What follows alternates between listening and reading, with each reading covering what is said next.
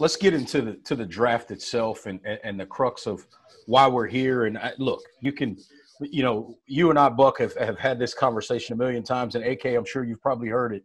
This is the time of year and early in mini camp. All these guys are T-shirt All-Americans. They're T-shirt All-Pros. Until you put the pads on, it doesn't mean much. So the reality is, I think when, for a lot of these coaches and GMs and scouting departments, Buck, to your point, they're going to lean on that film because that's when you really see what a guy is anyway, when there's a chance for him to get smacked in the mouth. I used to make the joke all the time as a DB, early, and this, Buck, being a tight end, early in camp, before you put the pads on, every corner blitz or every outside linebacker blitz, they swear they got the sack.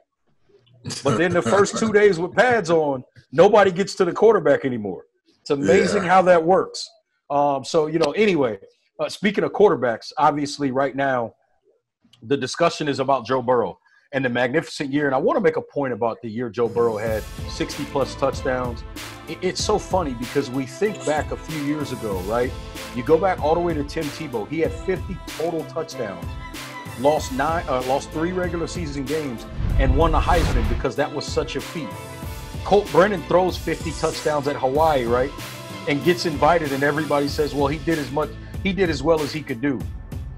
Jalen Hurts puts up 50 touchdowns this year, and he's not in the mix. All of a sudden, Joe Burrow puts up 60 touchdowns and has this ridiculous year with these crazy numbers, and he's at the top of everybody's draft board. And so you look at this, and right now the Cincinnati Bengals are on the clock with the number 1 pick. It seems like a no-brainer to go Joe Burrow, but there seems to be some momentum for Tua Tagovailoa lately because a lot of his medicals have come back. And from what I've seen and what people have said, it looks like, even though this is a type of injury that's derailed a lot of careers, it seems as if all of the things that were issues for those guys post-injury are not really as big of issues for Tua with the hip in terms of circulation and blood flow and those types of things. Is that an indication that there is even really a discussion with Joe Burrow at the top, or is Cincinnati clear far and away going Joe Burrow with the number 1 pick?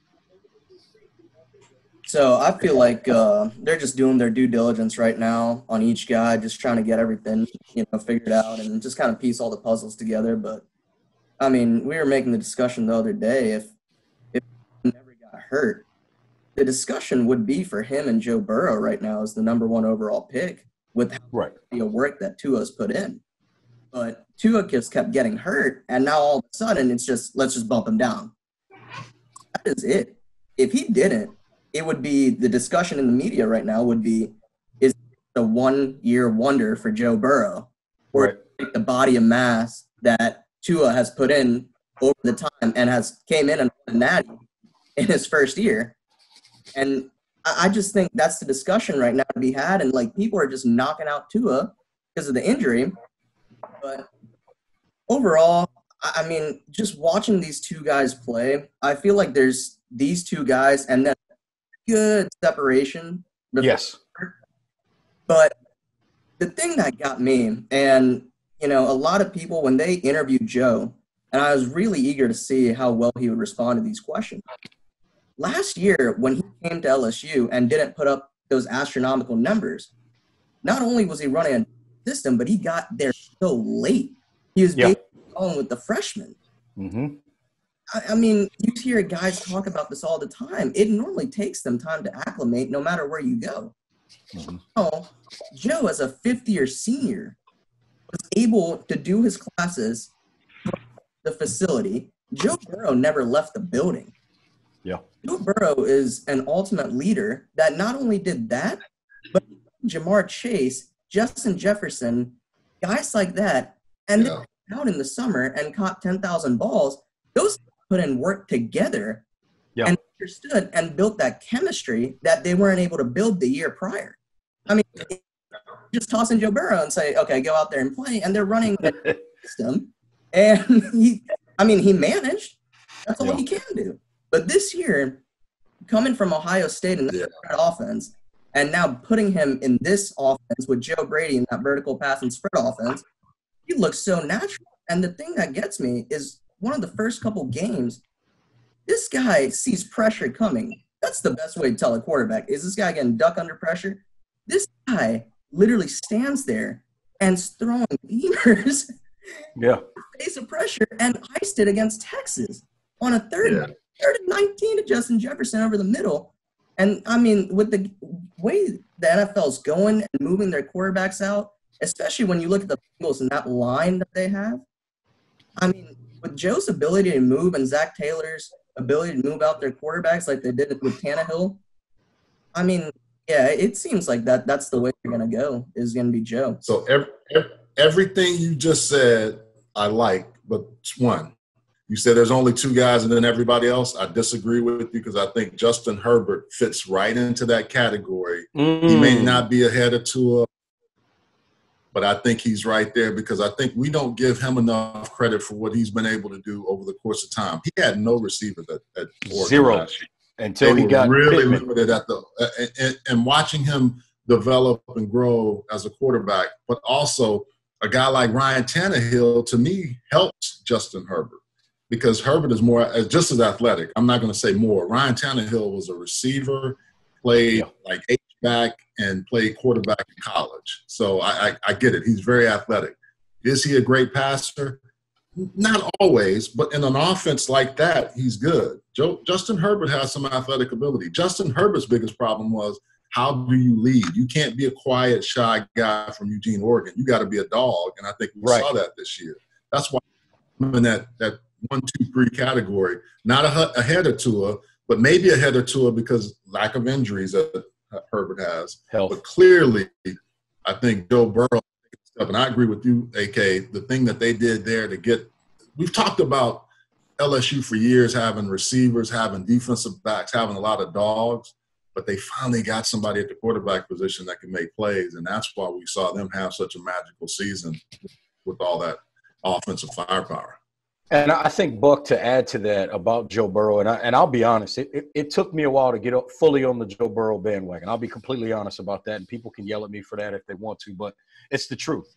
But one of the things that I learned to really appreciate about Joe Burrow, it wasn't as much the X's and O's as it was his trust and confidence in his teammates and in himself. And he said it himself, as if I got a one-on-one coverage and a DB's head and I see the back of a DB's head, I'm throwing it. In college football, most quarterbacks are not going to throw that football. If they see tight coverage, they're looking to the next read. And to be honest, your lower tier quarterbacks in the National Football League, that's how they look at it in that league. If there's close to tight coverage, they're not going to throw the football. And so to me, we can talk X's and O's all we want to, and I'm not discrediting any of that when it comes to Joe Burrow. But his confidence, moxie, and trust in his guys to go make plays, to throw that football against tight coverage, that to me is a separating factor from him than a lot of other guys. I'm not necessarily saying then Tua, and to your point, Buck, I do like Justin Herbert, and I don't think he's way out there either. I think there's some separation between him and the other two, but I don't think it's a very, very big gap with Herbert. But to that point, I think that's where Joe Burrow, to me, has an edge, is because he's got that desire and that ability and that confidence to try to make that throw. And then with Tua, I think the X factor for him, I love all of his tools. The thing I love the most, and Buck, you're going to love this, that boy is left-handed. And I don't care who you are as a defensive back, because you don't see that many left-handed quarterbacks. They are difficult to deal with because they want to roll left as opposed to right. And when they start moving left and you try to come up and they pump that ball with the left hand, it is going to freeze you. And so to me, I think that's an added piece to Tua. And if you want to kind of split hairs, I've always said one of the things, and I'm not questioning his greatness, but I think one of the things that made Steve Young a little bit better than his talent was the fact that he's left-handed, because that's something you're not used to seeing, and it's difficult sometimes to defend. And, oh, by the way, for defenses, most offenses, right, are right-handed. You know, their standard pro set, the tight ends to the right, the flex is to the right, all those things are to the right. You get a left-handed quarterback, you can kind of flip that dynamic a little bit, and that makes it a little bit more difficult to defend. So I like that aspect of Tua's game. Yeah. So if we look at the first pick of the draft, Cincinnati, you got what are the needs there? They need a quarterback. Yeah. O-line. I mean, I saw Cincy last year. The only place I saw them have an advantage against teams was the wide receiver position. They've got Auden Tate, who can really ball. You've got Tyler Boyd, who I think is a real good player. I think AJ wasn't healthy. Yeah. And I mean, you look at Geno Atkins on the D-line. So basically, to me, you're looking at O-line, quarterback, maybe tight end. Talk about O.J. Howard potentially there, or Washington. So who does Cincinnati pick? Who do they take with the first pick of the draft?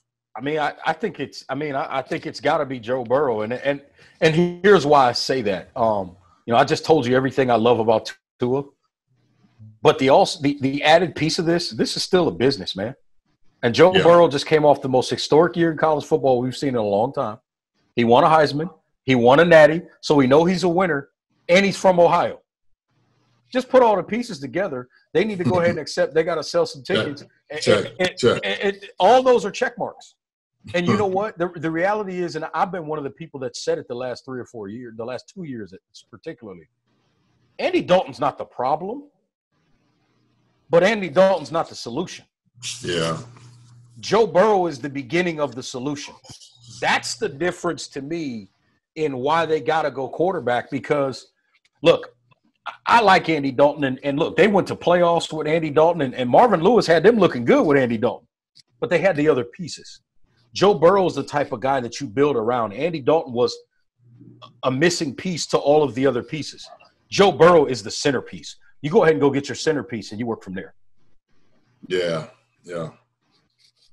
I just think that's – and look, we can say what we want. If you don't have – if your quarterback play is not in the top 12 of this league, top 15, now that they've had a couple playoff teams, if you're not in the top 15 or 16 in terms of quarterback in this league, the top half of the league performance-wise, I don't care who that guy is. It could be me playing quarterback, but if I'm playing at a top 10 level that year, we got a chance to win. If you don't have that consistently, you don't have a chance to win, which is why I think you got to go Joe Burrow because I'm not sure that I would say right now that Andy Dalton's one of the top 10 or 12 quarterbacks in this league anymore. 3 or 4 years ago, maybe. But right now, no. AK, what are your thoughts, AK? I agree with Reg and you guys. I mean, Andy Dalton, last year, obviously, without A.J. Green, I mean, he was 16 touchdowns to 14 interceptions. I mean, it just looked like his play dropped off, and, I mean, the line dropped off in front of him. Like, I mean, they struggled protecting, and, I mean, that struggled Andy Dalton a lot. So, I mean, you need a guy that can kind of improvise and create plays for Zach Taylor in this offense. I mean, I agree with you all, and another thing is he spent money in free agency this year. Went out and signed guys like DJ Reader to pair with Geno Atkins on the interior. They're starting to get some young guys like Sam Hubbard getting going and along with Dunlap. I mean, you slowly start seeing the young guys start being pushed in there. And it's that's exactly what's happening is you bring in Joe Burrow and you're kind of trying to replenish the youth of this team and slowly start moving on from the older guys in probably about 2-3 years.